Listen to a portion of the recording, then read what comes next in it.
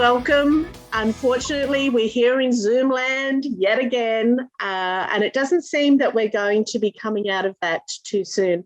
And I want to share, hey, Tom Jackson, Dr. Tom Jackson, HSU, I can see him arriving in here.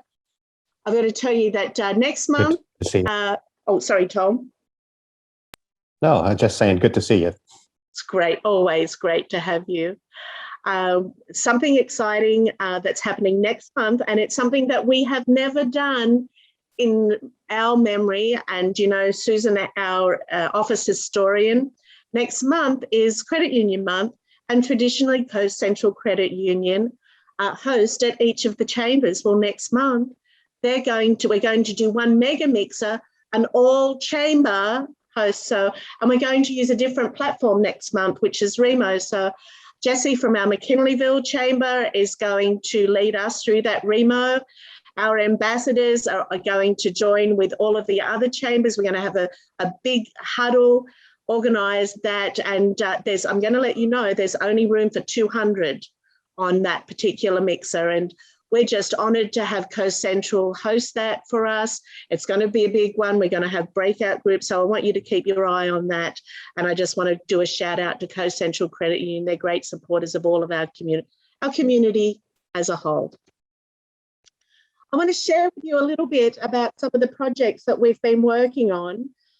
And one of those is Energy Upgrade California, and also the Flex Alerts.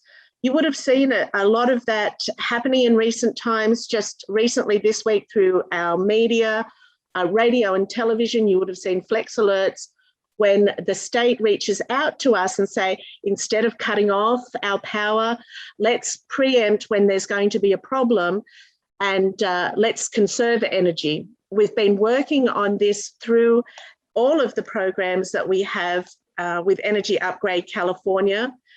And I just want to share with you a little bit about this. The Greater Eureka Chamber has partnered with Energy Upgrade California to fight climate change and help save energy in every way we can. Energy Upgrade California is a statewide initiative committed to reaching our state's energy goals, and we have the tools, knowledge, and inspiration to keep it golden, as it takes all of us to move California forward. Our mission is to make sure the hard-to-reach demographics such as seniors, disabled, low-income, and rural communities, that covers a lot of us up here in Humboldt, are reached, and we would love to partner with your business or your nonprofit. And if you go to our social media page, I would encourage you to look at that. Excuse me, I just got a little nose. I would encourage you to look at that. There are grants for nonprofits to be able to move into this direction, small grants for them to be able to push it out. They want to partner with people that are really invested in our community. And I understand that you will all know that the Chamber is part of Chambers for Innovation of Renewable Energy, and this just falls within our mission to work with renewable energy and the goals of not only our county, but our state by 2025, 2035.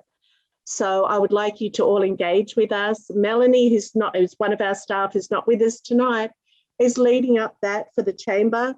And I would just ask you to engage with us, listen to the alerts, and conserve energy, not just now and now that I'm a grandma, for the future generations. I also want to share that our Flex Workspace is currently closed, but we really want to get that up and going as soon as we can start opening our doors safely. And that's hopefully if we have herd immunity. Vaccinations are very important. You'll see I always walk around with I'm vaxxed, and the Chamber has been at the forefront of pushing out messages and encouraging our community to keep our community safe. You know that we all of you would, and I know that from our discussions, that you would have seen a survey that we sent out last week. We received those results. We published those in our newsletter as of Monday. That's on our website and also on our social media pages. And what we wanted to do was to have for our businesses to have a voice. A lot of people have reached out to me and said, we need something from the county. So I communicated with our supervisors and I said, I'd like to poll our members so that you can have true and accurate information of what our businesses are looking for. Everything was confidential, so you're not going to be blasted over any format. Everything was private. We just sent the statistics and the anonymous comments so that our supervisors in their meeting could go forward with real data. I want to thank all of you that replied to that. We had an amazing return in terms of surveys. So thank you all from that. And you're going to see more surveys coming out from the chamber so that you can adequately be heard by those leaders in our community. And Susan's just let me know that the good Dr. Adichie has joined us, and I'm going to introduce him in a little while, but he's our guest speaker tonight. We're so fortunate to have him, and it's nice to hear from the hospital and what we're doing. I'd also like to introduce now Heather Bittner. Heather was employed by us last week. Well, we've known for a little while, but we had to wait for a starting date for her and give her a little vacation because she knew that she had a big job ahead of her. So Heather is now heading up our Elevate program.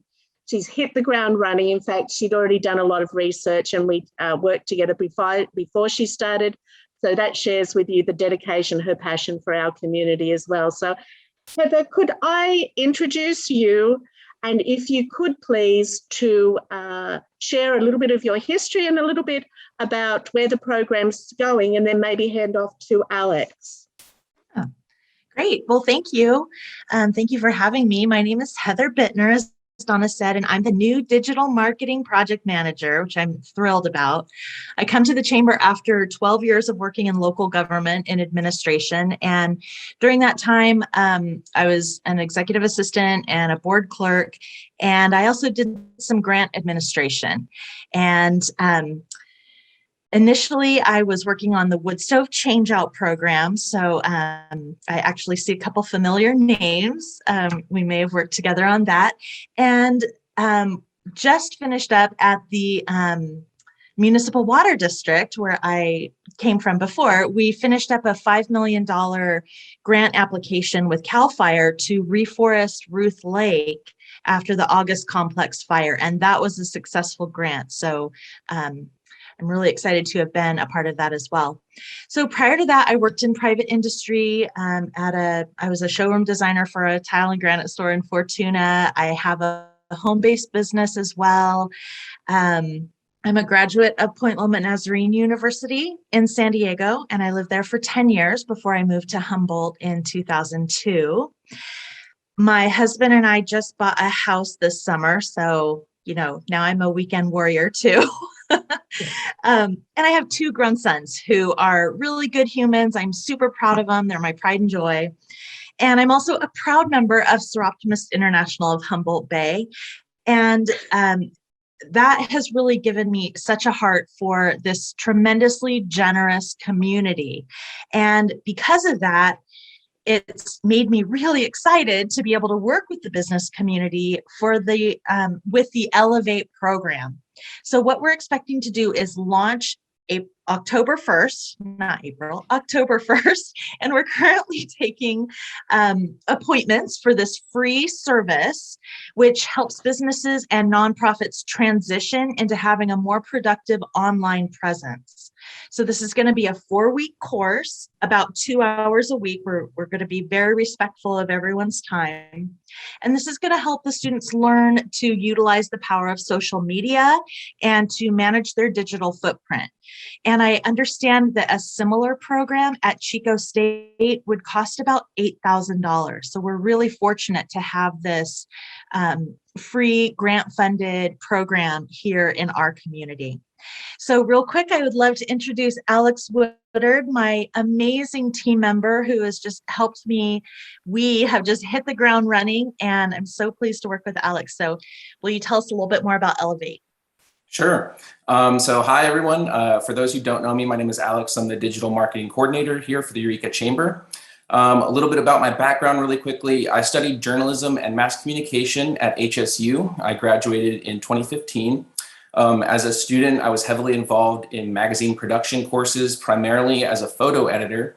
HSU is actually where I began freelancing in the community with North Coast Journal. And if you ask me, I'd probably say that my strongest skill sets are those involving a camera, typically photo and videography, as well as visual storytelling, which is actually something I'm really, really excited to share with Elevate and teach Elevate clients, the power of visual storytelling. My marketing background includes working with businesses like Blue Lake Casino, Eel River Brewing Company, the County of Humboldt, as well as a number of freelance clients. And I'm incredibly excited to bring my experience to the Chamber, and more specifically, the Elevate program. As Heather mentioned, this is a 4-course program specifically aimed at working with local businesses to help them with their marketing and web presence goals. The courses are broken down into the following areas. Social media for success is course number 1, where we begin taking a closer look at a business's current social media practices and efforts. We then move on to building creative content in a digital campaign. This course focuses creating a specific content for promotional use and putting it into a campaign, which can later be analyzed to measure its success. The 3rd course then moves into e-commerce and conversions, and that teaches our clients, we'll teach them how to set up and manage digital shopping experiences for their customers. And lastly, the 4th course is managing a digital footprint, and that focuses on appropriate actions businesses and business owners, can take to establish and manage their online and web presence. Awesome. Thanks, Alex. Of So course. please visit our website for more information about Elevate. It has its own page on there, and you can make your appointment for a consultation to see how Elevate can help your business stay relevant in the eyes of your client. And if you take nothing else away from our little spiel today, please just know that the goal of Elevate is to help you spend less time learning all of this by trial and error, and more time on working on what you do best, which is running your business. Okay, so thanks for your time. Thank you, Heather, and thank you, Alex. This has been a passion of ours. We fought really hard to try and get that grant funds. We were successful, but I do want to stress to everybody, we are not a marketing company. What we're here to do is help teach you how to do the basics yourself, and how to the tools that are currently free or very low cost. Through this, if you still find that you don't have the time for this, we are always going to encourage you and refer you to our marketing members, whether you can see those on your website. And so what we want to do is open your eyes and open opportunity. This doesn't mean we're a marketing company. We're not going to be doing this for you. We're going to be giving you the tools. But if you can't do that, we're going to introduce you, once your eyes have been open, to those members that can support you even further. Or you may want to take it to the next level after what you've learned with us. So I'm going to throw a curveball in here, because our guest speaker is a truly amazing man. We're so fortunate to have him. So Teresa, if you don't mind, Dr. Aditsi has joined our group here now. All of you must understand that there is a huge draw on everything at St. Joe's Hospital right now. We value the doctor joining us this evening to share some good news about a program that he's working on. And I just want to give you just a little bit of background about the heart disease program, and I'll let Dr. Aditsi explain all of this. Are you good with that, Dr. Aditsi? Or have you taken a phone call?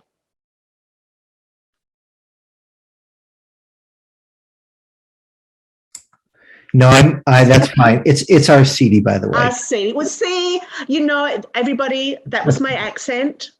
I love it. It is great to see you in person. And Dr. Arcidi, I'm going to let you talk about it. You're going to tell me who you are, what you do, better than I can try and explain it, because obviously I'm going to need some correction here. So if I could have you take it away and just share, full disclosure, if you saw Humboldt Squares That was a fundraising effort that I was a participant. Apparently, I was very animated. I did see myself. I'd do a do-over. I was very excitable, but I was very proud to be able to come to help fundraise for this particular program. So, Dr. Arcidi, could I hand it over to you, and welcome. Thank you so much, Ms. Wright, and thank you, everyone. Susan, I see you there too. So I'll just introduce myself and then share the screen. Is that reasonable enough to do? Wonderful. Perfect. So I'm Joseph Arcidi. I'm the medical director of cardiac and thoracic surgery, basically a cardiac surgeon at St. Joseph Hospital. And Roberta and I, Roberta Luskenhock, our CEO, who I think most of you know, it was kind of a process of recruitment for about a year, but I've been a cardiac surgeon for getting close to 30 years now. I graduated from Johns Hopkins Medical School, did my training in the Harvard system and Emory for cardiac surgery, and did several fellowships. I actually came to Humboldt from Michigan, and I've been a faculty member, a clinical associate professor at Michigan State, and was in the Henry Ford system before Roberta basically plucked me to help lead and grow the program at Providence St. Joseph Eureka. And so what I wanted to do was I came aboard full-time in January, and the program is one that is clearly growing and vibrant, and I kind of wanted to share with you all some of the things that I do, that we're doing, and some of our directions here. So with that, I guess I go down here and share screen. I can go to here and start at the beginning. Sorry. Good. And then I'll hit play. Good. All right. So let me do this way. Great. So really wanted to emphasize the ways that we're serving our community with really state-of-the-art cardiac surgical care. This is obviously an animated or a cartoon of a heart, and certainly the most, in outlining what we do, the most common operation that we do is coronary artery bypass grafting. And this graphic shows what that is. Now, coronary bypass grafting isn't taking out the narrowings, but creating detours around the blockages in the arteries that supply the heart muscle. So on the left, you see a bypass graft from vein from the leg. And you see on the right, a bypass graft showing, in this instance, an artery from the inside of the chest wall called the internal mammary or internal thoracic artery. And as you'll see, there's an increasing emphasis on using more arteries to bypass arteries rather than veins to bypass arteries. The next most common operation that we do is heart valve repair or replacement. And the aortic valve is the most common valve that one would generally replace in most programs. That's something that we generally replace. In rare instances, like one this past weekend, we repair the valve successfully. Let's see here next. The tricuspid valve is another one of the heart valves on the right side of the heart, where we almost all the time repair the valve and infrequently replace it. The other valve on the right side of your screen between the left atrium and left ventricle is called the mitral valve. And that's something that I received specialized training to repair in Paris in 1993, followed by work at the Cleveland Clinic in 1994, and I've been repairing mitral heart valves since that time. And that's something you'll see we're actually doing a fair amount of here.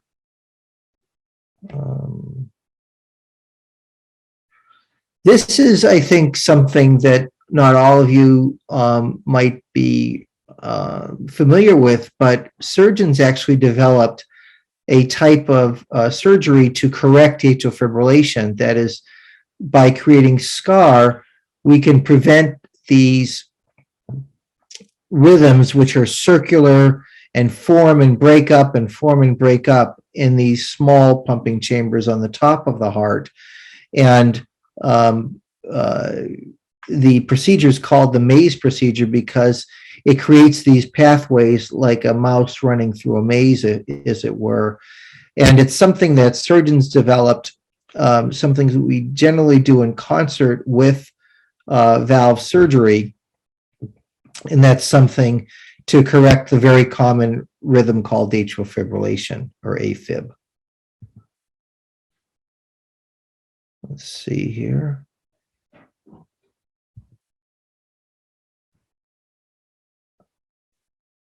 Next, going forward. This is something we're really quite excited about, and we're on the cusp of, we're in the development stage of really offering something to the community at large, to Humboldt County and the surrounding counties, since we're really the only open heart surgery program within a couple 100 miles.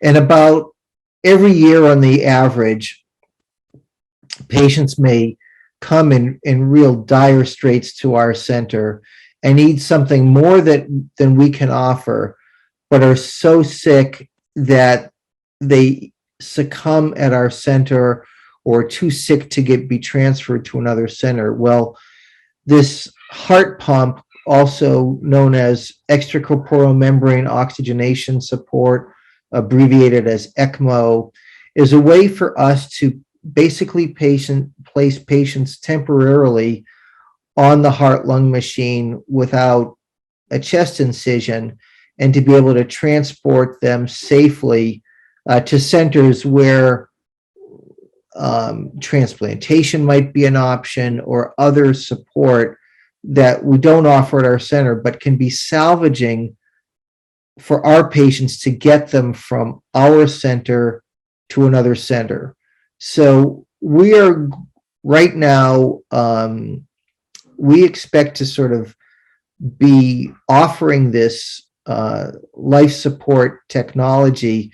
We're anticipating within the next 4 months. It's been something that we've been developing ever since January, and we're working with folks like UC Davis or even UCSF to be receiving centers. But we will be the center that implants this technology for patients and stabilizing them for transfer. So something we're very excited about, something that we have been achieving grant money from philanthropy for, and we're very excited because this really will be a big boon to our community.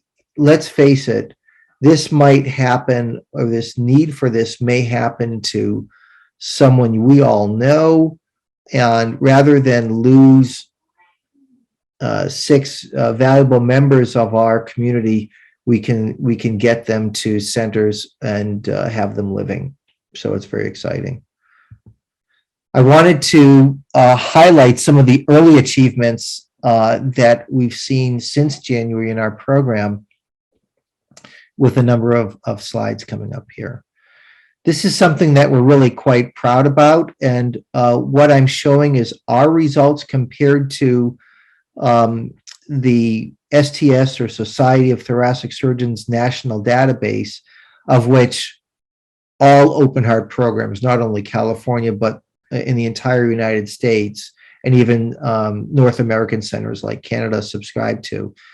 We are achieving open heart operations with fewer blood transfusions in the OR, significantly fewer than, let's call it, the national average. And that's exciting for us.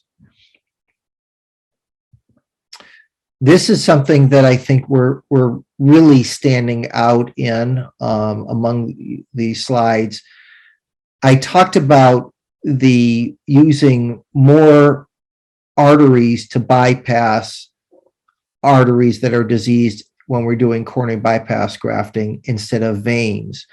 And there is emerging evidence, in fact, just this week, it's either in the pre-press phase or just now being published, one of an emerging series of works that shows that this can also benefit survival. So the use of multiple arterial grafts when we're doing coronary bypass grafting, as you can see, we are way above the national average with this. So that means that the standard might be to use one artery from the inside of the chest wall and veins for the remainder. We are very frequently using either both arteries from the chest wall or an artery from the chest wall and an artery that we can take from the forearm in patients. So it's something we're quite proud of. This is something that has really caught not only the attention within our hospital, but frankly, since we're part of Providence, and now we have sister hospitals, if you would, not only in Northern California, but in Southern California, and in the Pacific Northwest, particularly Seattle, Oregon, and other centers. We are very frequently, even last evening, being able to do operations and have the breathing tube come out in the operating room. Historically, in most centers, they'll shoot for less than 24 hours or maybe less than 6 hours, but this is something that we are finding to be a tremendous benefit for our patients. They are awake. They might be somewhat groggy, but they're talking to us. It's a great relief to the patient's families to know, yes, we already have the breathing tube out, and we can tell that your husband or your loved one is doing quite well. And we also find that it actually makes them more stable those first few hours after they get out of the operating room. And you can see we're way ahead of the national average in that. And that's really caught, again, as I said, the attention throughout the Providence system. I talked somewhat about heart valve surgeries and mentioned that's something that we do. When I first made this slide up, we were doing even more mitral valve operations than one would expect for a program of our size, and repairing valves at a much higher rate than the national average, which would be 50%. We have done, actually, since I made this slide, a number of aortic valve operations as well. Aortic valve operations are now more commonly being done with a transcatheter technology, something that it's going to be about 4 or 5 more years, I think, before Providence St. Joseph can offer that. But mitral valves, when we can we're very frequently repairing them. So it's something we're really quite excited about. In fact, there's only one patient that we've done a replacement on, and for whom that would have been the only appropriate solution. So, and then finally, aortic surgery. I didn't put in a graphic of this, but the aorta I describe to people as it comes out of the heart. It's kind of like a question mark. There's the ascending part, and then the top of the question mark is the arch, and then the remainder is of the question mark is the descending aorta. We've actually done 3 aortic operations, 2 elective ones, and then just this past weekend we did the first repair of an ascending aortic dissection in our center in quite a few years. And patient's doing very, very well. He's a local patient. So we are have already been doing some very complex work that I wanted to share with you. So finally, our goals are really, and I think I hope I'm demonstrating some of that, that we are providing now state-of-the-art cardiac surgical care close to home.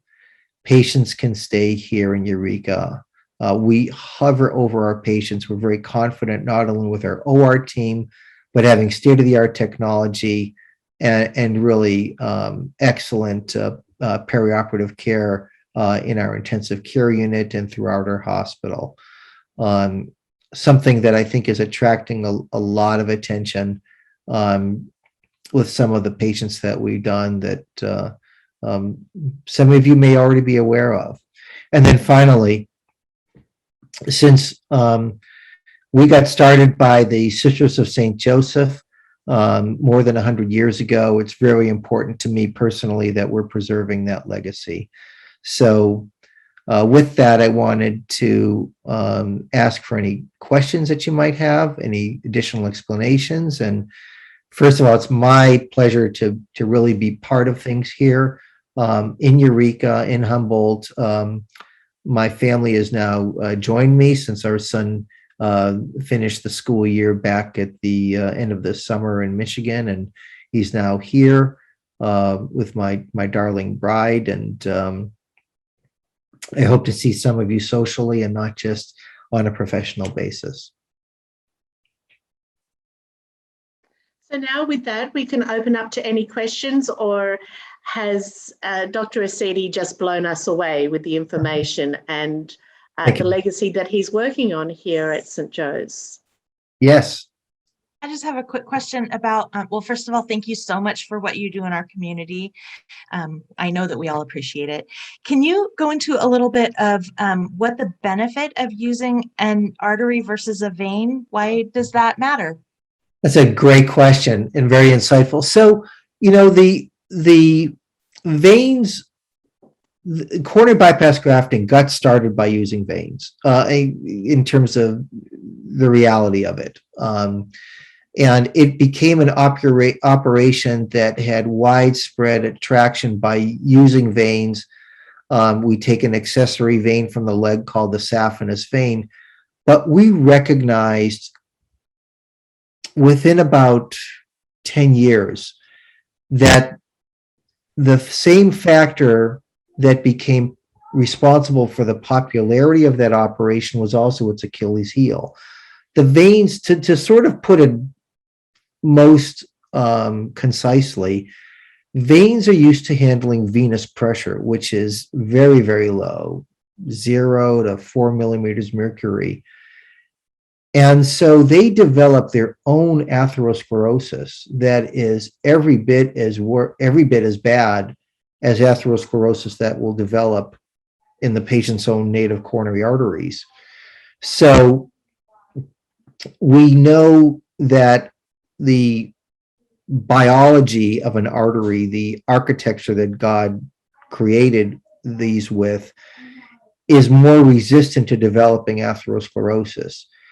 And for years, that was something I spent part of my training at the Cleveland Clinic, and they were the institution that first recognized that using the artery from the inside of the chest wall provided an important survival advantage. And now emerging after multiple years, the concept, well, if one artery is good, is more than one artery able to confer an additional survival advantage? And while there's been some back and forth in the literature, there's now emerging evidence that over the long term, that when we can use more than one artery, that it's providing a survival advantage because they're more resistant to atherosclerosis. That's it in a nutshell. There's a lot more. It's a lecture in of itself, but it's a great, insightful question. Thank you. Dr. Arcidi, if I could ask you to stop sharing your screen so when we present the video on this, we're able to see your wonderful face. You're kind. Let's see here. I have a question. I have a question. Is it better to use an artery from your own body than it is to perhaps rely on like a donation from a cadaver? Yes, unfortunately, that's the only way it can be done. The otherwise we'll reject. The initial experience with that came when using cadaver veins, and they failed horribly. And so now, what used to be reserved, I kind of mentioned the arteries in the forearm. In most people, in many people at least, of the two forearm arteries, it's the one that's on the little finger side that's more responsible for the hand circulation, letting us use the artery that's on the thumb side, called the radial artery, in many people to take out and use in the same way that one might use a vein, but to do a bypass with. So in many people, either the left or right, generally we prefer the left for logistic reasons, you can use one artery, but unfortunately it's not something that is feasible to use in a transplantation type modality, donating type modality, as you're implying. Great question, though. Thank you, Linda. Dr. Arcidi, we have a question in our chat from Kristen Blair at Co-Central Credit Union. Are there any plans to expand the pediatric cardiology care? She has a co-worker who has a grandbaby traveling to Oakland's Children's Hospital for care right now. It's a great question. Actually, right now, just this week, it's about every quarter that we do the echoes on those pediatric patients with congenital heart disease, where in my wife, my darling bride, I stole from Loma Linda, where she was one of the nurses taking care of the pediatric open heart ICU patients. So she would see these patients with diseases like tetralogy of Fallot, or some of the more complex entities like transposition, et cetera, et cetera. And I don't see us as a center being one where we're going to offer those operations here, but I think we certainly follow those patients in the area, and they receive their echo monitoring here that is then followed at centers where there's dedicated cardiologists to that. But I don't see yet that that's something that we're going to offer. I've not heard of those kind of plans, but it's something that frankly I love. I just 2 hours ago, I was down our hallway where our echo people are, and seeing the little kids and seeing them come in for their echoes. And my own son, who has a normal heart, but did require a couple echoes when he was very young. It's just wonderful to see that, and I'm so grateful that that's something that we're engaged in. Dr. Arcidi, we also have Jerry and Becky Reese with their hand up with a question. If you could unmute yourselves. Yeah, a few years ago, my wife and I had met Dr. Ella Mahoney, and she was saying that one of the things, her vision was people would heal better if they stayed closer to home. Is that kind of the same type of thing that you're trying to do here, so that people don't have to go out of the area as much? Yeah, we think thank you very much. We think it's a huge convenience for families to be close to their loved ones. And unfortunately, with the COVID thing and the visitation issues with that is kind of put a temporary hiccup into it. I will just say, I see patients in the office and I see their families in the office. For me, just personally, and I don't want to say that I'm speaking for everyone, I have not found that the whole telemedicine thing to be a particularly advantageous. I think that it's not a way that I'm going to practice. And we have families. So when I saw patients in the office today, they each had family member or members with them. So it's something that I personally do. And I know Ellen very well, Dr. Mahoney. I think that there's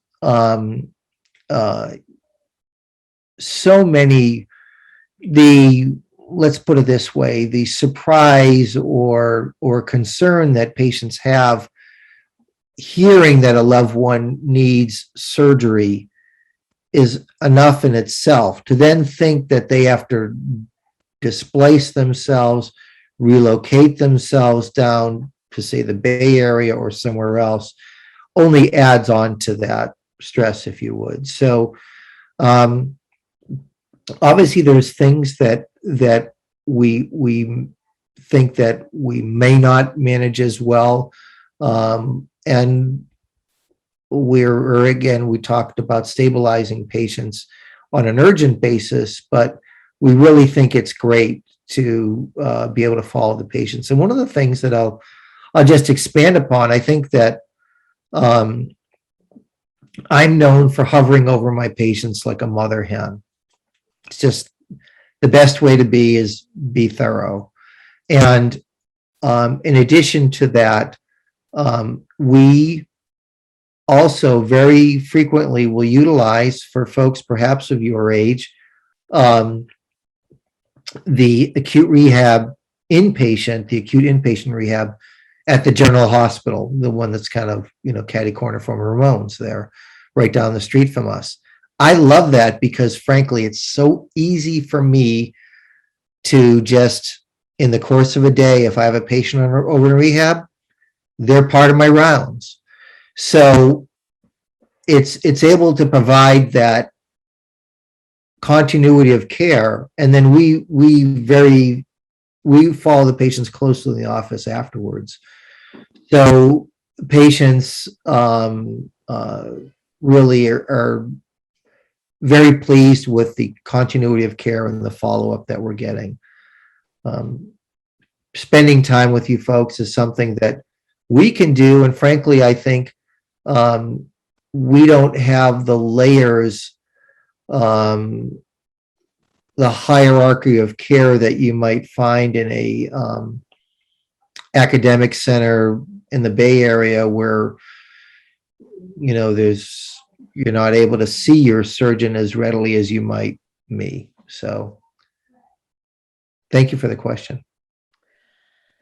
Dr. Arcidi, I can't thank you enough for joining us today. I'm going to share a little story with you and for our membership that are here tonight. And everybody knows that this is recorded. It goes out on our social media, on our website, and in our newsletter.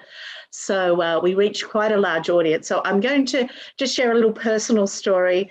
It really excites me, and I think everybody here knows that I have a very special relationship personally with St. Joe's, having been educated by the Sisters of St. Joseph myself in a little small country town in Australia called Lochinvar. And I have to say it was my favourite part of my education.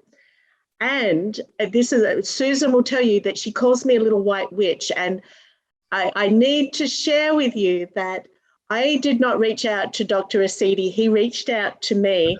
And it just happens, those of you that know me personally understand that my husband and I have our grandchild here for the first time. We got to meet him on Monday after 17 months.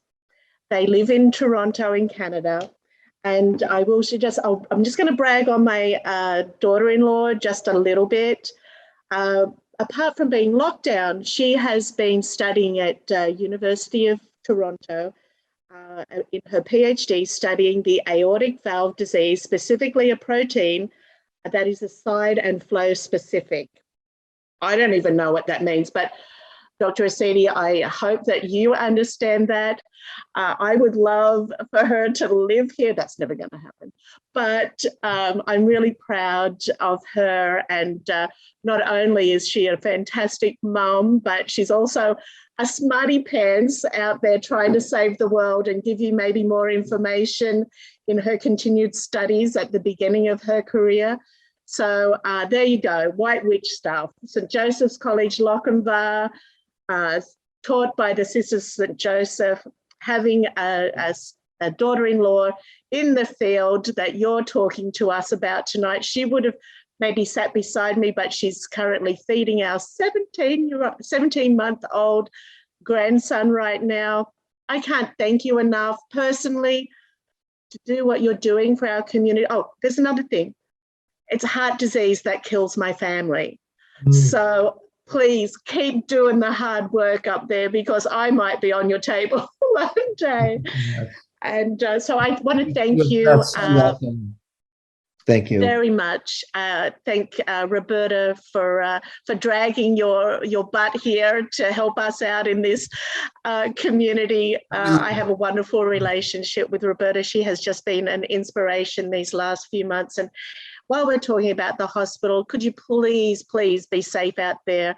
If you can, be vaccinated. If you can't, wear a mask and look after people like, so that he can do these operations and not have their beds filled or have the stress on the families worrying. So that's my personal plea right now. Dr. Arcidi, I welcome you to stay on, but if you're out there saving our community, you please leave at any time. Thank you so much. I'll probably sign off. My loving bride is home, and I'm actually using her computer right now.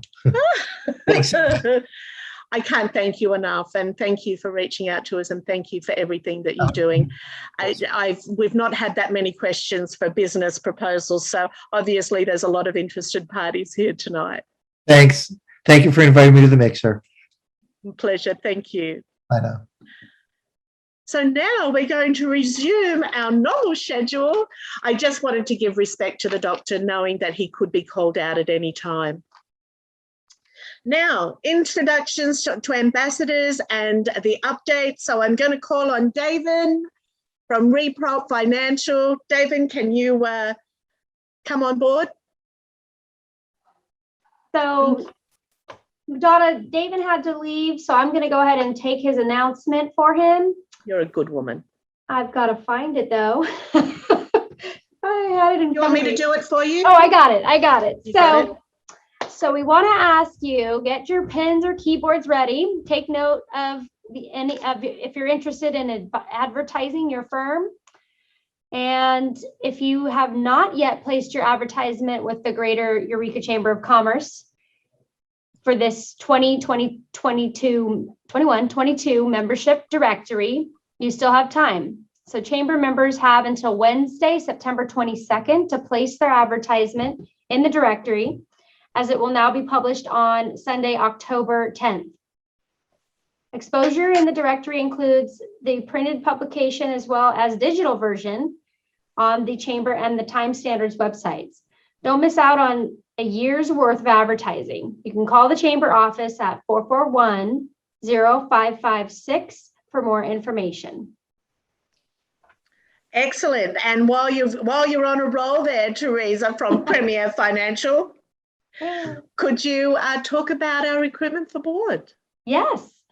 So this year is an opportunity for the community to nominate other business leaders who they think would be great members to become the board members and or service committee members.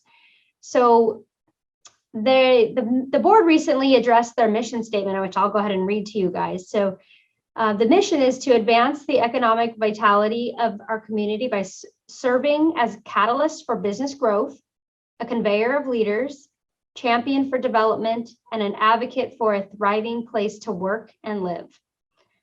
I personally feel very fortunate to be a part of the chamber, and I would be also considering who we would ask in our community amongst various business entities or nonprofits or all the various components that make up our wonderful community and see who could step up to be nominated to be board members for the Greater Eureka Chamber of Commerce. If you have those nominations, please reach out to the chamber office. Again, great job, Teresa. You're just amazing. And so with that, let's move on to a little bit of fun and a little bit of prizes. As usual, we have amazing prizes. And Cara and Michelle, could I hand over to you for Let's Do a Prize? Okay, so we're going to do 4 prizes right now. We're going to start off with a basket from LACO. It has local coffees, cookies, a LACO logo mug, pour over coffee brewer. Ready for the winner? Yeah. All right. It's Becky Giacomini. Sorry if I said your last name wrong. Oh, Giacomini. That's good. I'll Mini. take it. I'm sorry. I should have known better. Yes, you should have. But thank you. Okay. The second one's from Six River Solar. It's a basket with some local red wine, a bath bomb, a candle, and a Six Rivers logo bag. And the winner is Royal McCarthy. Yay! Okay. Number 3, Humboldt State. We've got an HSU sweatshirt and a Dick Taylor chocolate bar. All right. And the winner on this, I wrote these all down from a random generator just so I could make sure everyone's here. So I promise I'm going through my list here. Christine Manhart. Woohoo! Yay! Okay, and the last one for now is another basket from LACO. It's a woven gift basket with some Humboldt cider, a logo mug, and a game and some pistachios. And this is John with the blood bank. Yay! Yay, John. I think you win every month. You know, I just want to thank our host tonight, LACO, and Six Rivers Solar for donating those generous prizes. I'm going to introduce those in a minute. But now I'd like to introduce our new members. This month we have No Boundaries Marketing Group with the principal there, Christopher Amos, Two Feathers Native American Family Services, very own Cara Clower. And say something, Cara, so we can see you. It's me, I'm back. I took 4 months off, but I'm back. And Friends of the Dunes with Mike Cipra. I was able to go out to their new walking track that they've taken hold of there. It's an amazing experience. Reach out to Mike if you want to learn more about Friends of the Dunes. It's something that's very dear to mine and Philip's heart. And then we have the Westside Community Improvement Association with Heidi Benzanelli. And you might better know that as the Jefferson Center, but they're not just the Jefferson Center, which is pretty amazing as it is, but they're also doing some housing projects. And you might remember, and I'm not sure whether I should say that, I'm going to, that we might all remember the Heroin Hilton down there next to the Salvation Army. That is going to be the very first accommodation for backpackers and the like. So that's super exciting, and Heidi's leading up that group. Now I'd like to move on just to introduce our mixer hosts. I mean, we're so lucky that while we are virtual, we still have an amazing attendance. It does give us the opportunity to be able to hear from a special speaker, and we get to hear more about those businesses from those. So I'm really looking forward to introducing and hearing more for them. But before we do, let's put some fun. Let's put the big F in this. Cara and Michelle, let's do another prize. Okay. How about another Six Rivers Solar basket? It's got the local red wine, a bath bomb, and candle, and a logo bag from there. And this is, I think I saw Ed. Yep, Ed Christians. Yay. Yay. you want to do another one? Yeah. All right. Okay, we've got something from Redwood Capital Bank. It's a plant terrarium starter kit.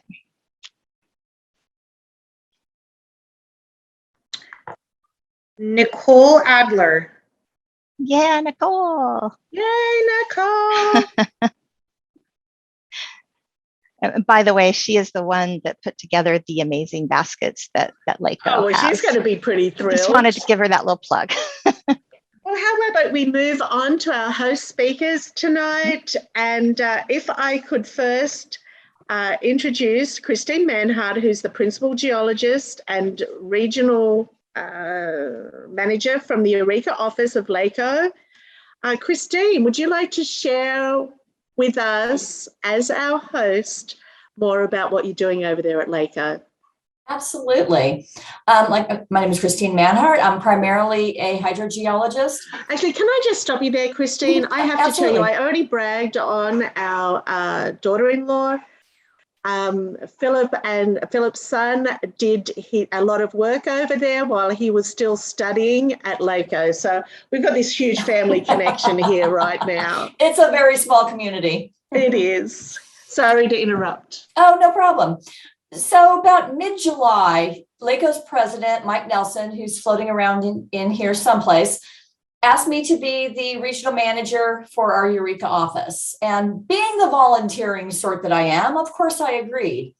He then promptly told me that LACO was hosting the mixer in September and that our office looked shabby and would I please do something about it. So any of you who work at all in anything that's tangential to the construction industry will realize that August is exactly the time of year that you want to undertake a new project like this. But I teamed with a couple of really great, or actually 3 go-getters, Nicole from our office, Michelle, who is here, and Andrew, who's our controller. And we put some bids together. We ended up subbing the flooring out to a very own chamber member, Eureka Floor Carpet One. And we did the rest of the work we did in-house, but we did just a general facelift for everything. And since we had to go virtual, I didn't want y'all to miss out on how really nice it all looks. So I've got a little video clip that I'm going to play for you. I promise it's short, and you can see what you're all missing.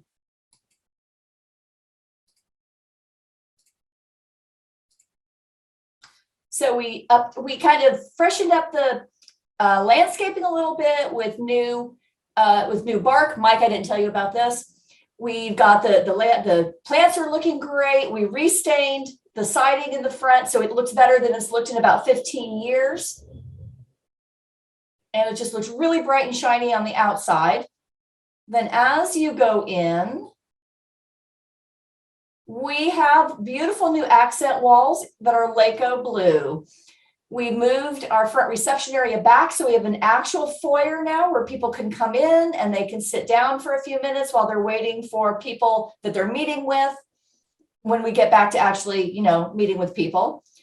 We refloored our conference room, so everything just looks a little bit nicer than it did before. We're hoping that, one day next year, we'll be able to have something in person again so that we can all get together and be together and do a real in-person thing. But in the meantime, you've got to see what our improvements look like. So please come by and visit us whenever you want. We would love to come in and talk to you. As far as what LACO does in general, we can do a little bit of everything. Our Eureka office focuses on geology. We do engineering geology, hydrogeology. We do a lot of environmental work, phase 1 site assessments. So if you're planning on having a commercial property transaction, we recommend that you do a phase 1 to help prevent you from having any unforeseen environmental liabilities. We do civil engineering, materials testing, planning, whatever you need, we can help you with. If we can't do it, we can find somebody to help you specifically. I think I just had a little short presentation. I mainly wanted to focus on how beautiful our building is looking these days. So please come by and talk to us if you have any questions about anything. Thanks a lot.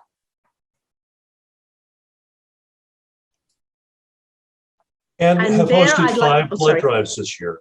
5 blood drives at their office so far this year. We do blood drives probably about every 8 to 10 weeks. So you can frequently find the blood mobile sitting outside our corner parking lot at A Street and 4th. LACO are great community partners, and I just want to thank you so much. And I'd like to open it up now if anybody has any questions. I would like to thank the chamber for having us host this event so we could finally fix up our front office. Mike, It was definitely the impetus. how many years were you waiting to redo those floors? About 10. I had to be the one to tell him that the budget that he sent 10 years ago wasn't going to cut it anymore. In fact, I had to tell him that a couple of times. But yes, it looks great. So yeah, thank you. We would have loved to have hosted an in-person event, and we will do so in the future. Mike, I can't tell you how disappointed we are because you always throw a great mixer, and we're just glad to hear about what you're doing over there at LACO. And obviously, like I said about the hospital, having Dylan do some work over there while he was still studying before he went off to college. I appreciate for you giving him that kickstart and the financial means to be able to head off there, and the passion to be able to take on his career outside of everything you do. My previous employer, you guys came in and revamped their office as well, and everything that we see that comes out of LACO is just amazing. Coming from a family of engineers myself, with my brother, my father, my stepson, you're just a part of our community, and I just thank you for that. Do we have any more questions for Mike? All right. Fantastic. Then why don't we move on? Another one member that's dear to our heart and to our mission, and our co-host. Oh, there's my grandson. I might have to leave because he's the priority now. He's lost, baby. Can you find him? It's taking, look, there you go. It's taking all my strength not to bring him up here and show him off right now. But if I could just move on now, Six Rivers Solar are recent members having a change of ownership. And I'd like to introduce Dan Johnson, who's the partner and operations manager of Six Rivers Solar, just to share what he's doing over there. And just know, Dan, that the chamber is supporting renewable energy, saving energy, and you're right there as part of our mission. So take it away. Oh, perfect. Thank you. I appreciate that introduction. My name is Dan Johnson. I'm a partner and manager here at Six Rivers Solar. You probably know our Broadway location. We're right across the street from Dawn's Rental. We just got a mural for part of the Beautify Broadway, or I can't remember what it's called, but anyway, it just finished about a month ago. It looks pretty good, so come check it out. Six Rivers Solar was founded in 1980 by Norm Ehrlich, and we were an energy company back then, not just a solar company. So they were doing all kinds of insulation, sunrooms, radiant floor systems, skylights, you name it, anything but solar really, because what even was solar in 1980? But it was all in anticipation that eventually solar would come into its own, and that, that day is upon us now. Now we focus 100% on solar, no more sunrooms, no more insulation. Most of our business is in the residential sector, but we also do commercial systems and off-grid as well. We like to consider ourselves battery experts. We specialize in battery system design, so battery backup and energy storage systems. They can get really complex, and it's something that we chose to specialize in to serve the growing needs of the community. We have pretty unreliable power in Humboldt County. We used to lose the power very frequently, and now PG&E can pull the plug basically anytime there's a fire or a really windy day. And we found that almost 50% of the solar jobs we built last year had batteries included, which is astronomical. Just 3 years ago, it was about 10%. And this year's trending even higher. So it's something that we wanted to serve the community in that way. Now I want to ask the audience a quick question. Does anybody know what percentage of US households have solar? Any guesses? What percent of US households have solar? I got a 10 from John. Anybody else? 30. 30, 40? Okay. You're really close. It's 2.5%. I was 5. I got the closest. Yeah. Do I get free she said solar 1. I for saw you, that? Heather. You did say 1. Yeah. Oh, yeah. Heather wins the prize. And less than 4% of total U.S. power, U.S. electricity is from solar. So we have so much more room to grow into this. And every roof is good for solar. Most roofs anyways. Humboldt County's got some pretty tall trees. So if you've ever thought of going solar, we're running a promotion for chamber members right now. And this is for your homes or for your businesses. We'll do 10% off our standard retail prices if you sign up by the end of October. 10% off of our regular retail prices if you sign up by the end of October. So if anybody is interested in that, you can give us a call here at the office or email office@sixriversolar.com. And that, pretty much covers us. I'd love to hear from everybody. And and one more thing, I wanted to mention that with the wildfires getting worse and worse every year and battery systems being more important than ever because we could lose our power at any time, there's some emerging technology that I think would be really exciting. As more people adopt electric vehicles, there's a product coming to market called a two-way charger or a vehicle-to-home charger that will allow you through a transfer switch to basically disconnect from an unreliable grid your electric car to power your home. We're probably 3 to 5 years away from this being like a really viable product, but it kind of makes the idea of spending all that money on an expensive electric car or solar for that matter, a lot more feasible. So now you've got sort of like an interconnected system that can power your home in an outage, that can, keep your car charged up on solar. Doesn't that sound good? You put solar on your house, get enough solar on there to cover your driving, and now you've eliminated paying for gasoline every month too. So you're commuting on sunshine. And, the number one question that we get is, how much does it cost? Well, it's expensive, but you don't have to worry about it because you're going to pay for it with PG&E's money anyway. So that's all I got. Anybody have questions? I want to thank you for that last bit of information. My husband and I, we just had a discussion yesterday about moving into an electric vehicle, probably in about 3, 4, 5 years. And our roof is probably needing replaced in about 4 or 5 years. And we didn't want to get solar here before we knew, to take it off to put it back on. So can I take that 10% now and use that as a down payment for 5 years' time? How's that sound? Well, I'm joking. I'm pulling your leg. You haven't spent enough time with me. But I'll ask for it then. I'll say, I approve. Yeah. Well, let me throw out one more option. If you need a new roof before you can get solar, the roof also applies to the 26% tax credit. Yes. So think about doing the both together. Go get a home equity loan from your bank to cover the cost of a roof and solar. Get the whole thing bundled into a nice low interest rate payment, and you'll be saving a fortune. Most solar will pay for itself 5 to 7 times over in its lifespan. 5 to 7 times over. So, I mean, it's an investment you can't afford not to make. Jerry, you got a question? I have a comment. A few years ago, we did put solar on the house with Six Rivers, and I could say that everything Dan says is true. I mean, it's paying for itself. It was a quick, easy process, and Becky and I couldn't be happier. I will say we got the idea at a chamber mixer. We happened to be talking to one of your reps there, and we just got talking, got his card. We came home and talked about it, but it all came from a chamber mixer. Oh, that's so great. Wow. We appreciate your business so much. Thank you.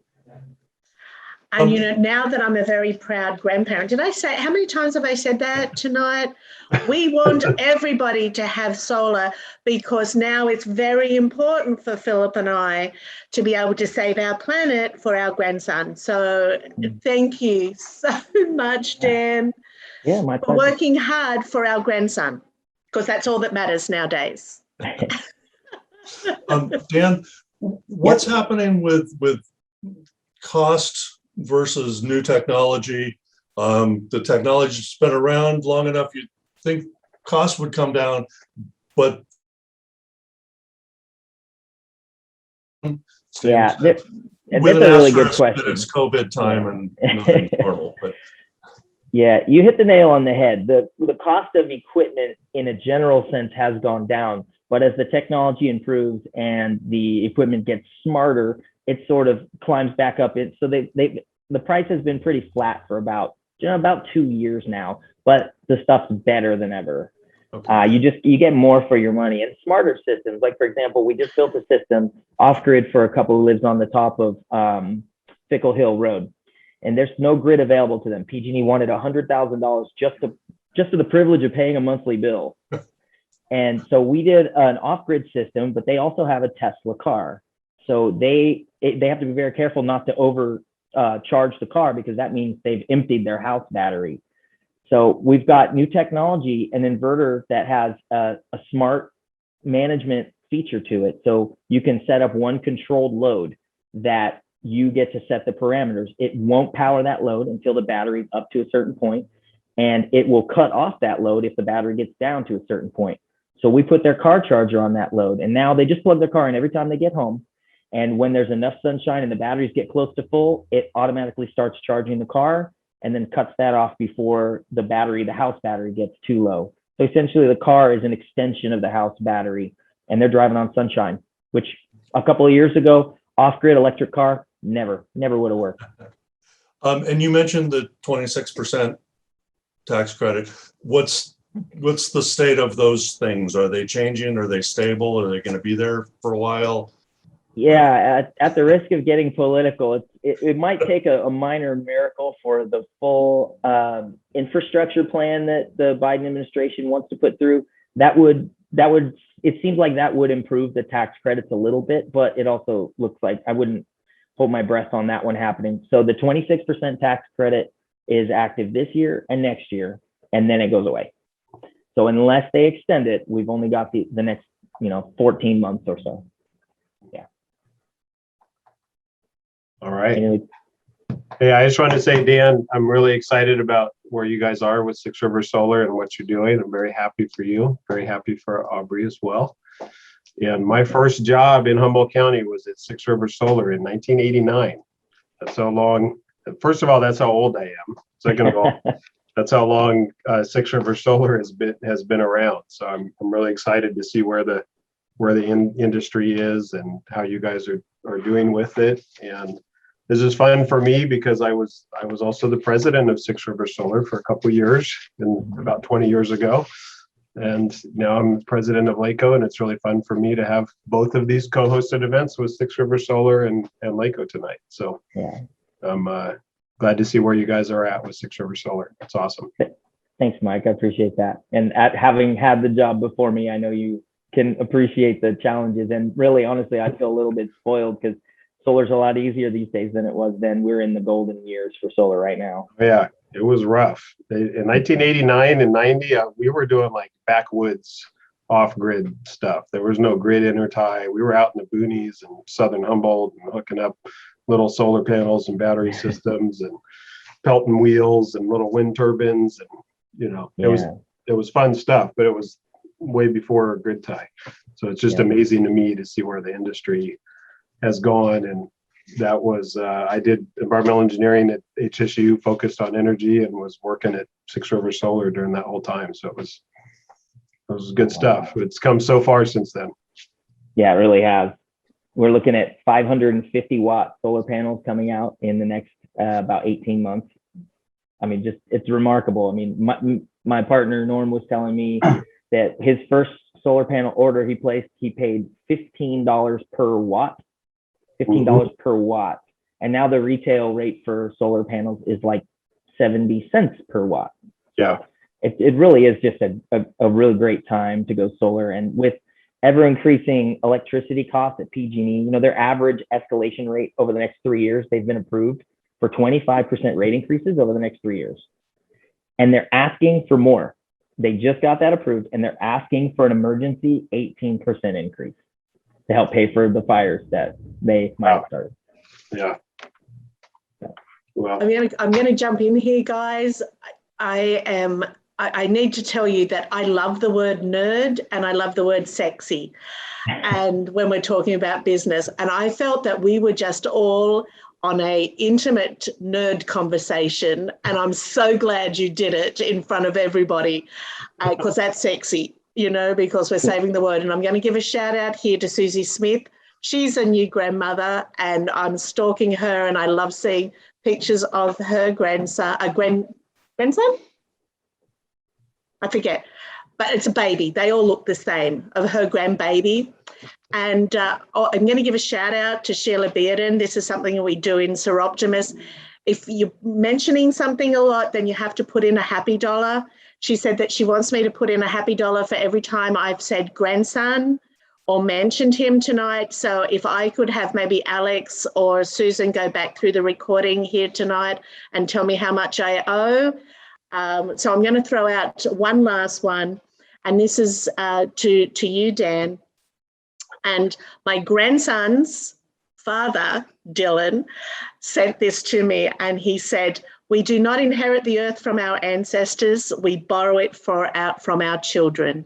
So if you're thinking about our future, think Dan, think solar, think LACO, and they're going to design your roof.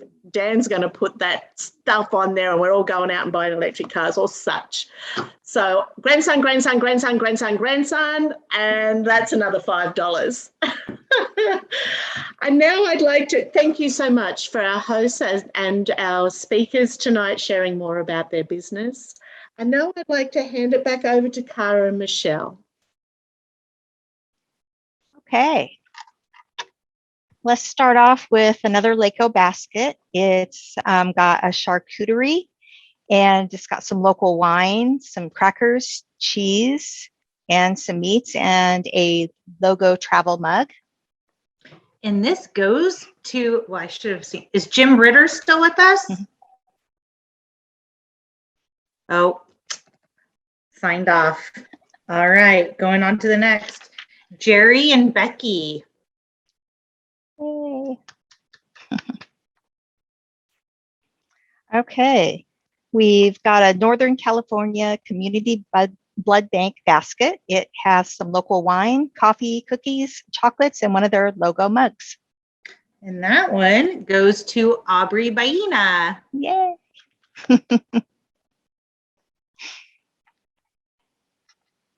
And got another LACO basket. It's a woven gift basket with local beer, some Humboldt hot sauce, and beef jerky. Okay, and this is the last one on my list, so I might need to pull more, but this is Teresa Conley. Yay. Do we have more to do? We do. We've got 1, 2, 3. Okay, I got to go find more names. Do you want to do them now? Yeah, let's do it. Okay. Six Rivers Solar Basket, local red wine, bath bomb, candle, and one of their logo bags. Okay. Do we have Kat with us? No. Okay. We've got Donna. Oh, Michelle, you're next on the list. Yay! Okay. Coast Central Credit Union, we've got a gift basket, and it's got Trinity River wine, Dick Taylor chocolate, a coffee mug, and seasonings, and a logo cup from them. And this one goes to Carol Crosley. Yay.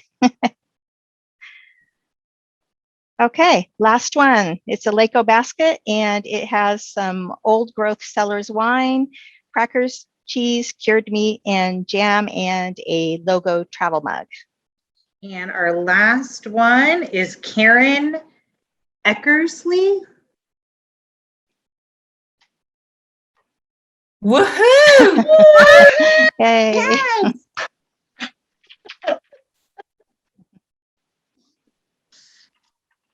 Those of you that don't know Karen, she works out of our office. She actually took my office over. That's how much we love her.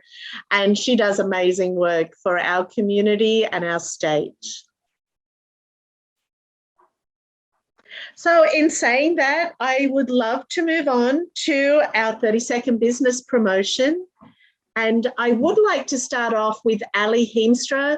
I'd love her, if you're still here, Ali, to talk about the economic summit that's going to be held next month that we've been working vigorously on. Ali, about 99% more than I have. So could you maybe speak to that, Ali? Of course, yeah. For those of you who don't know me, my name is Ali Jones, and I own a marketing agency here in Eureka. I did get married about a year ago, so I will forgive you for that, Donna. That is totally fine. It sounded weird to hear that name, which is kind of fun. So I wanted to let everyone here know that we are going to be doing a virtual conference October 21st and 22nd. It's the first ever Redwood Coast Region Economic Summit. So Del Norte, Humboldt County, and Mendocino are all joining together to have just some really important conversations about how we can cultivate a thriving economy in our designated region in California. So Thursday is going to be a bunch of really awesome keynote speakers, including Julian McQueen, who of an organization called Million Person Project.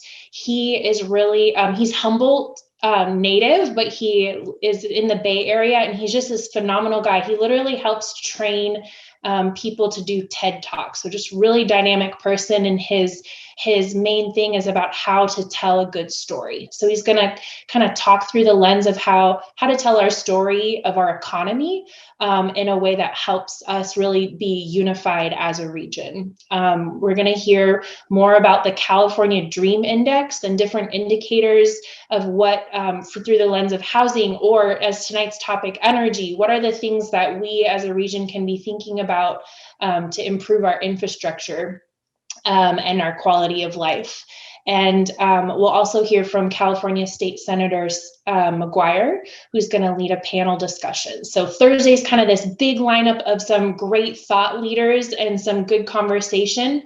We're going to be hosting this not just on Zoom, but on a platform called Hopin. So it's really meant to be a virtual conference, all virtual, but really interactive. In addition to, the main stage speaking side of things, there's also an expo hall where sponsors can have video chats and interactions with the attendees. There's a networking component where you can kind of speed dating style meet other people from throughout the region.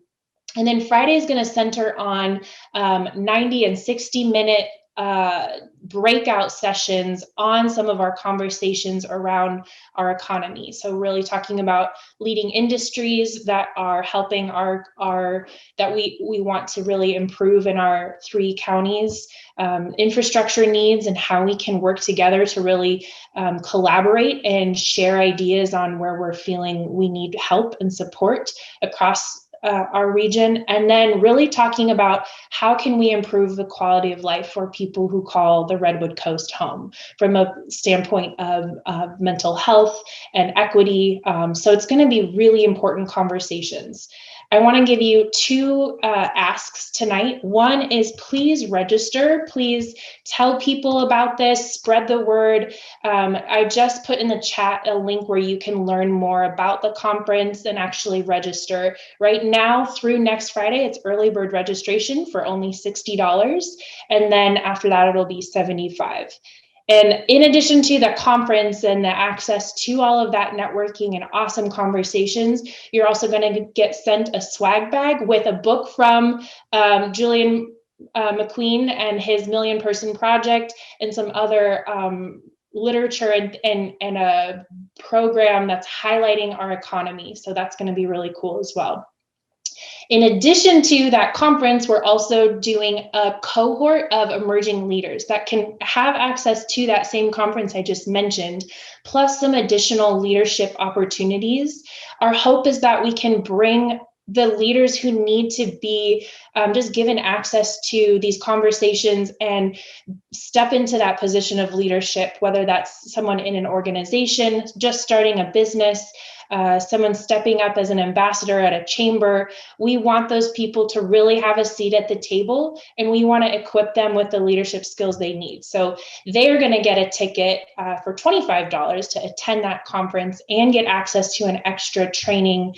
And our hope is that that cohort of 50 leaders in the Emerging Leadership Program would launch into a further leadership program in the future. So lots of really interesting and exciting conversations that is really going to be about bringing our region and our community forward as we move out of this pandemic. So you're going to want to be a part of those conversations. So nominate a leader who you think needs to be there.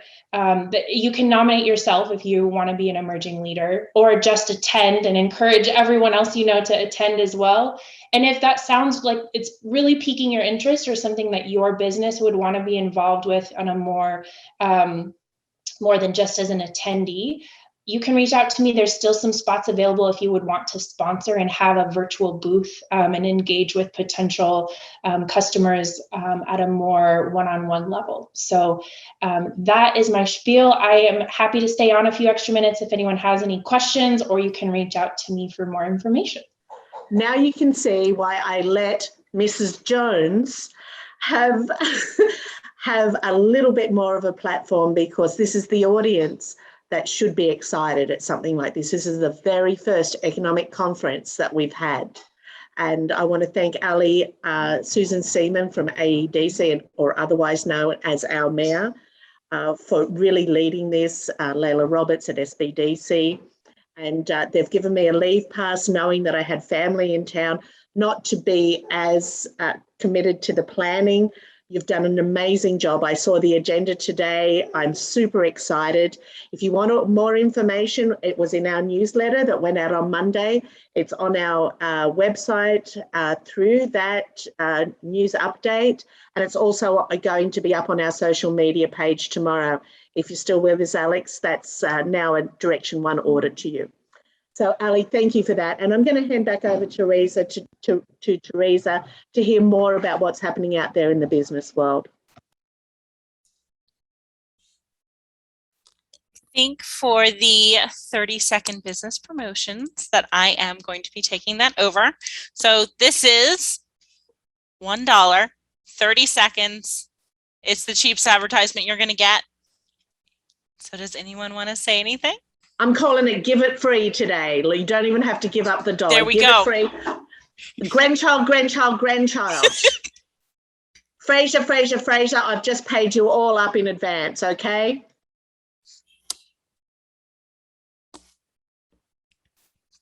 Dan Johnson, are you raising your hand?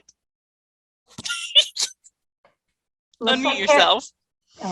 Oh, Kara? Okay. See if I can lower my hand now. Okay. I just wanted to introduce Two Feathers, Native American Family Services. I have now been with them for 4 months, and before the recruiter contacted me, I had never heard of them, and they are local in our community, immersed working with our Native youth all throughout Humboldt County. Two Feathers is a mental health agency who is using culturally appropriate mental health approaches with youth who identify as Native. We have staff in Hoopa most of the time, working with the schools and with the wellness center there. We have a clinician at the Fortuna Wellness Center now. There's talk of Eureka getting a wellness center, and we're hoping to get our crew in there. We're over in McKinleyville. That is where our main office is. I just wanted to share this and blast this out because we have a phenomenal nonprofit here in our Redwoods that's doing amazing work with our Native youth and families. And I had never heard of them, and I feel pretty connected in the community. So I just wanted to blast that out. LACO, you will always be my heart. I love you. I do miss you. But I'm learning a lot and growing a lot over at Two Feathers as the Director of Operations. And I'm looking forward to getting Two Feathers more connected with our business community and other nonprofits. so that we can all help each other. Sorry if that was more than 30 seconds. Kara, I can't think of a better advocate for Two Feathers than you. That's super exciting. I know you're so excited about this job, and what they do in the community is amazing. Anybody else want to do a 30-second spot? Any takers? Grandson. Donna will be promoting her grandson. Hi, I can say something. This is James from NorCal PTAC. We are the Northern California Procurement Technical Assistance Center. That is a very big mouthful, so we go by NorCal PTAC. We're hosted by Humboldt State. We're up on campus. Some of you might know. I think we've talked in one of these before. But we help small businesses do business with the government. That's what we do. So think about it. We pay taxes to all levels of government, city, county, state, federal. And we want those taxes to come back to our local businesses in the form of contracts. So it's a lot of work trying to navigate procurement contracts. So we have a team of procurement specialists that we provide for free for any businesses that are located in our service area. So if you know of anybody who would like to make the government their next buyer, you can get in contact with us. We're a nonprofit. Again, we're hosted by Humboldt State University. I'll put our email and my phone number. And we really want to expand our client base in this area in Humboldt County and help out the rural businesses. Because again, we're paying into the tax, so we should be getting it back in the community as well. And we're here for that. You can also hear some of our advertisements on the radio. We're filming a TV ad soon as well. So you'll be seeing us a little more this year. So if you guys know anybody, we love client referrals, and everything we do is totally free. We're just here to help the little guys compete in the big marketplace. That's amazing, James. Thank you so much. Thanks. Let's see, I see Valerie with her hand up. Yes, hello.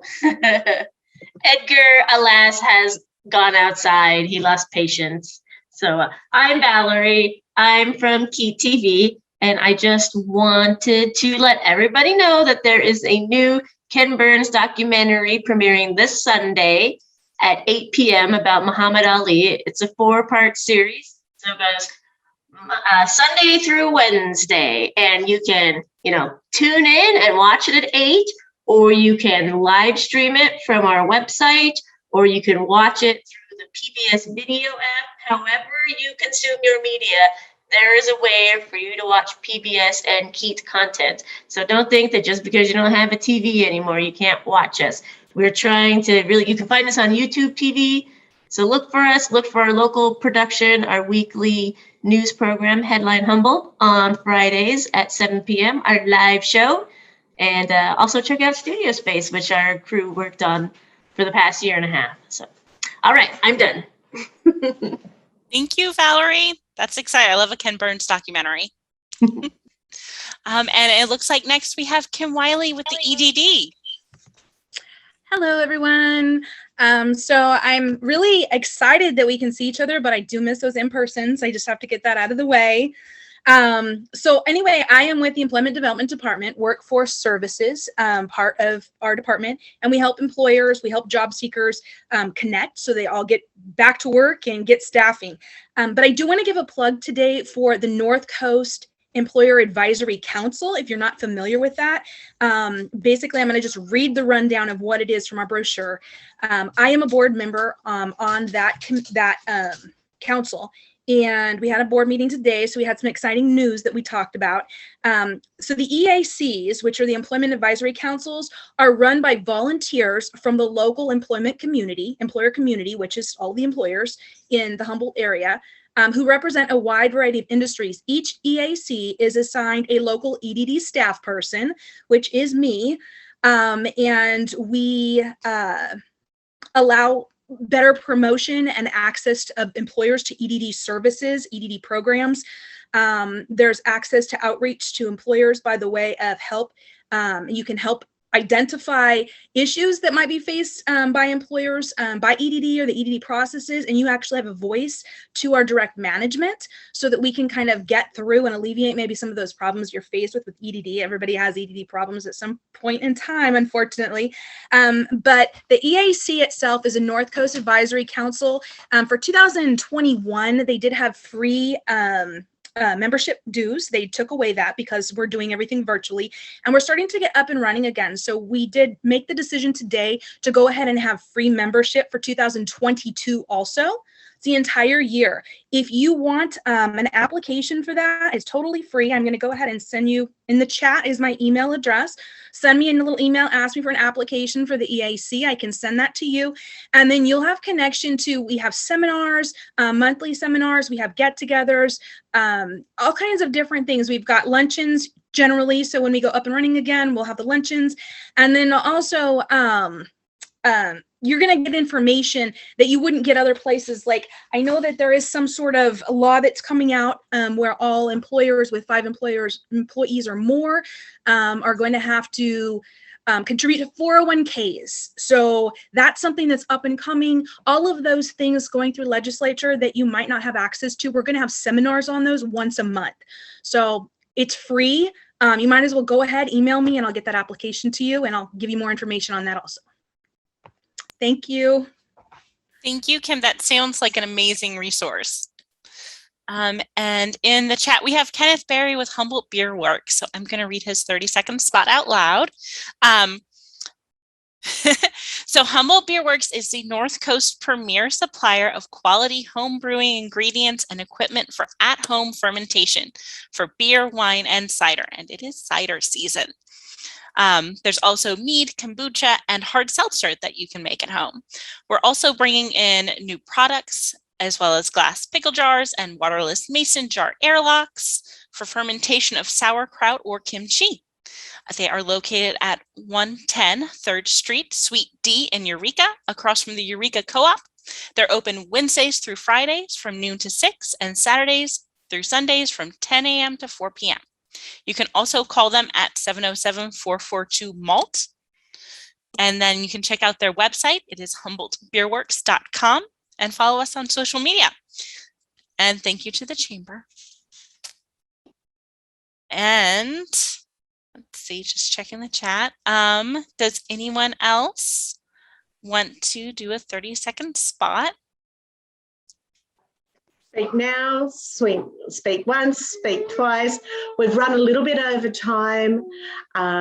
Please interrupt me if you would like to mention your business. But I'd really like to thank our hosts tonight, LACO and Six Rivers Solar. An amazing mixer tonight, a fantastic speaker on something that you don't think is business, but if you're thinking your health, it's so important. I just want to thank you all for joining us tonight. We had an amazing attendance, and we're going to be putting this recording up on our website and in our newsletter next month. Please feel free to share that, because this is another way that you can promote and get your word out there. A lot of people, especially the last 18 months, haven't been able to walk into your businesses to be able to see what you're doing, what's changing, and not everybody attends our mixes. So lean on the Chamber, use us as a resource. I value each and every one of you. You know, you can reach out to me. I have an open door policy. I'm going to throw in the word grandson again. And so I'm up to about $500 now, I think. I would like to invite you to next month to watch out for details of that. It's going to be even more exciting knowing that we have a limit of 200 people to join that event, and we're co-chairing that with our sister chambers from all over the county. Thank you for joining us tonight. Thank you for our hosts, and I bid you farewell.